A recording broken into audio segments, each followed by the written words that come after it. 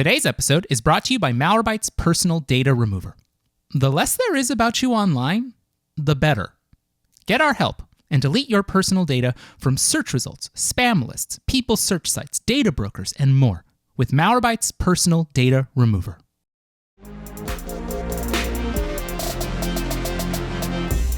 This is Lock and Code, a Malwarebytes podcast. I'm your host, David Ruiz.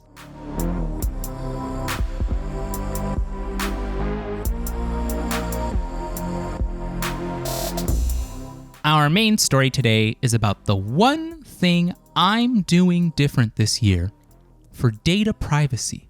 I know you are already saying, wasn't there an episode about data privacy last month? Or didn't you say last year that I'm doing everything wrong with my data privacy? Or, and this is a good one, aren't you a childless man who thinks that kids should not be tracked? And to answer those questions in order, last month we had an episode about surveillance, not data privacy, and I never said anyone was doing anything wrong with their data privacy, but that we're more often tricked into making decisions against ourselves. And finally, yes, pray for me when I have a child because my ideology will be tested every day.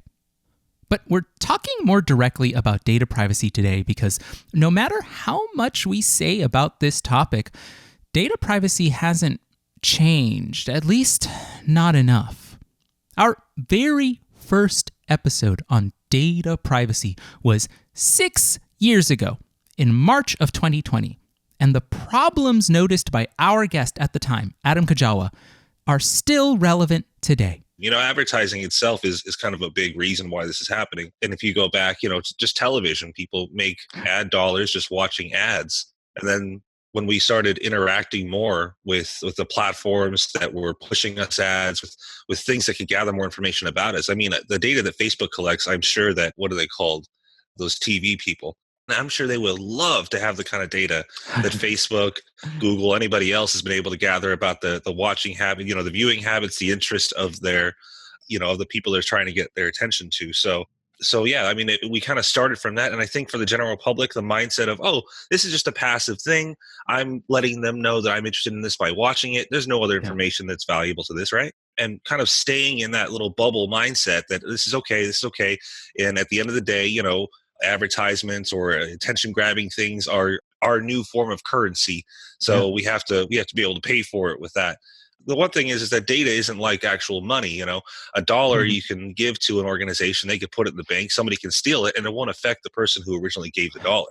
Yeah. With data, you give them your information, they insecurely store it, it gets breached, it gets stolen by an attacker or a third party of some kind, and suddenly you are feeling the effects more than that organization like Facebook or whomever that took the data in the first place. When we aired that episode, there was no comprehensive data privacy law for the entire United States, so no federal cohesion on how your data is collected, stored, shared, and sold by companies. When we aired that episode, the most recent data privacy law that Congress had passed for all of the U.S. was in 1988 with the Video Privacy Protection Act, which only protects your video rental and sale records. And when we aired that episode, as you heard, the prevailing revenue model for many businesses was surveillance capitalism, in which your clicks, your searches, your location history, your browsing activity, even your in-person purchases, and yes, your driving patterns are harvested, bundled, and sold for profit to power a growing and largely invisible advertising machine.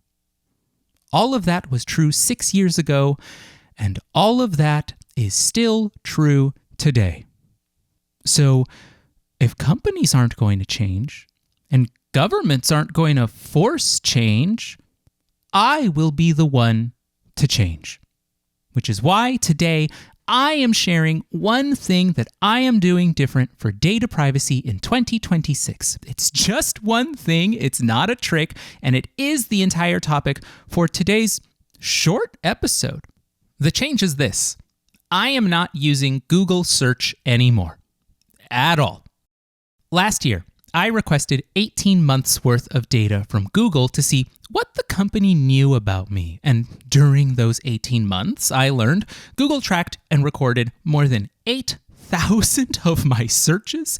It also tracked and recorded what I clicked because of those searches. So, not only did Google know that on September 8th, 2025, I searched for the term Onitsuka tigers, which are a shoe no longer sold in the US, I learned, but also that I clicked on a sponsored result that was served up as part of that search. And based on a series of searches more than a year ago, which included things like how to install a new light fixture and the Container Store and window replacement cost San Francisco Reddit, Google could also deduce that I had just moved somewhere new and needed to fix some household things. And by looking at my clicks, Google could learn what ads were most successful based on what searches I made. And that could help Google maintain its advertising business, which made about $75 billion in the most recent publicly reported quarter. Now, I should be clear with my intentions. Removing myself from Google won't impact the company's bottom line, and I'm not removing myself from Google because of any economic delusion towards my importance. Instead, I'm removing myself from Google because I'm finally beginning to treat the company like a person, which our governments already do. And in real life, with real people, I practice privacy to determine who I trust with who I am. I do not trust Google with my information. Therefore, I am not telling Google about who I am. You do this every day too. You choose what to share with your spouse, your kids, your coworkers, your doctor, your neighbor, the parents at your kid's school, the grocery store cashier. Very few of those people need access to all parts of your life, and so you choose who gets what. Your doctor knows about your concerning symptoms. Your coworkers know you spent the weekend with the family and nothing else. Your parents know just enough to prevent any follow-up questions, and your kids, blessed, they don't know anything. And so what I am doing is choosing that Google gets told a lot less. I don't need to tell a company what I'm thinking about every day. I don't need to tell a company what problems I'm having, what medical symptoms I'm scared about, what restaurants I want to visit, what cities I'm traveling to, what news I follow, what things capture my attention, what ways I can be manipulated into doing something that benefits Google. Will the company still grab my data from elsewhere? Of course they will. I still have a Gmail account. I still have a Google Calendar. I still have YouTube. But data privacy can be incremental.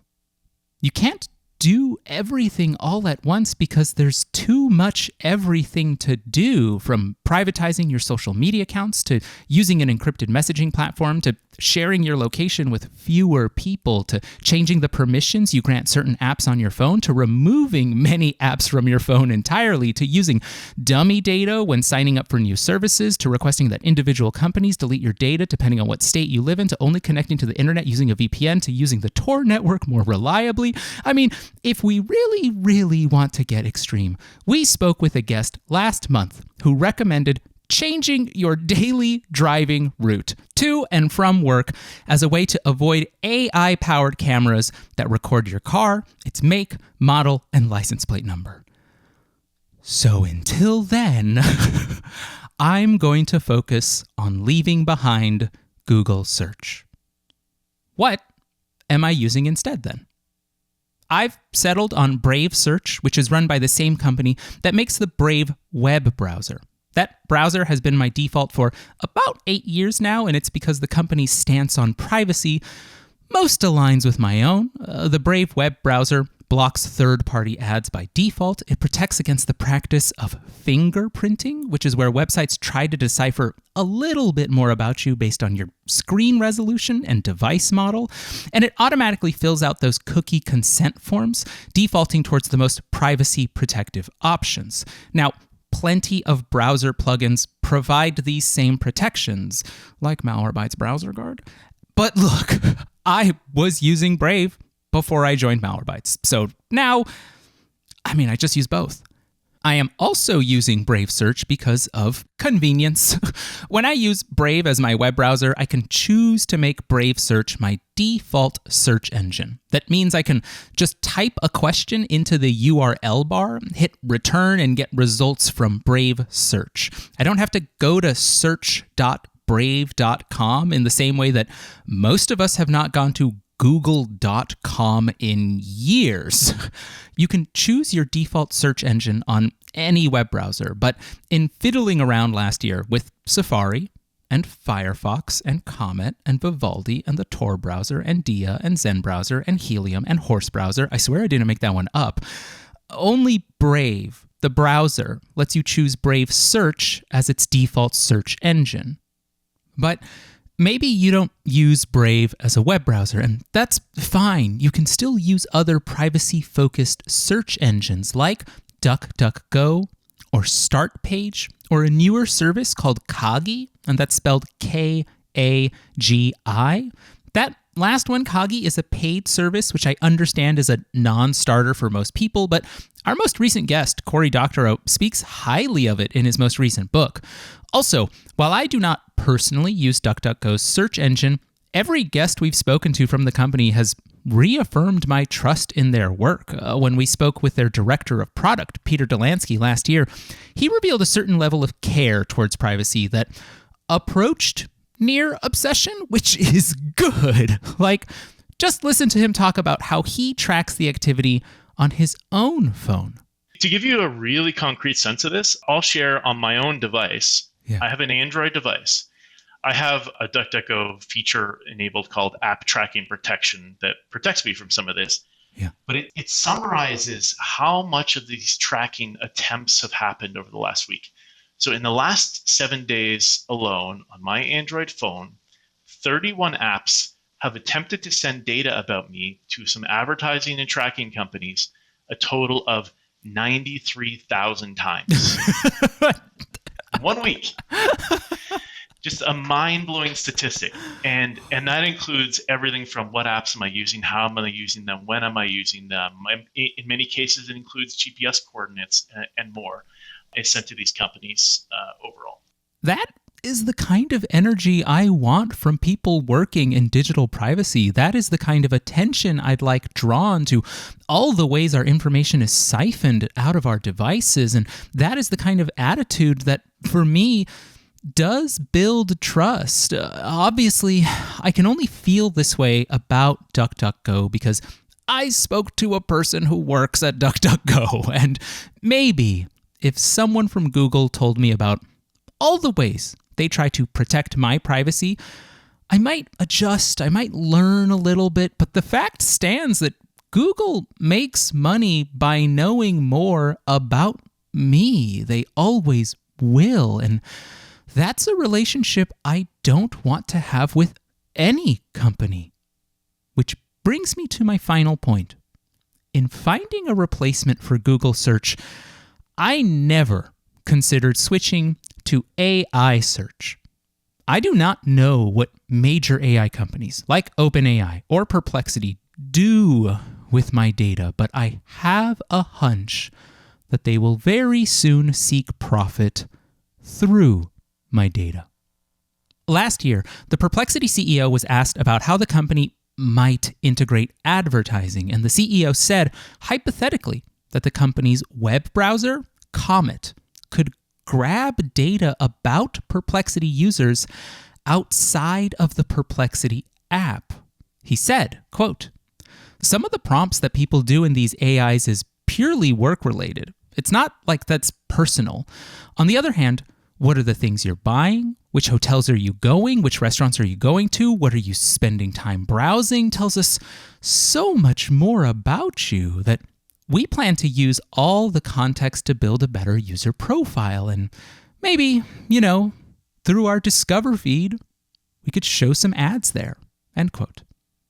Just this month, OpenAI announced it would begin testing ads in its free version of ChatGPT and its entry-level subscription plan, ChatGPT Go, which costs $8 a month in the US. OpenAI said it's important for ChatGPT to remain trustworthy in its responses, which means that, quote, ads do not influence the answers ChatGPT gives you. Answers are optimized based on what's most helpful to you. Ads are always separate and clearly labeled, end quote.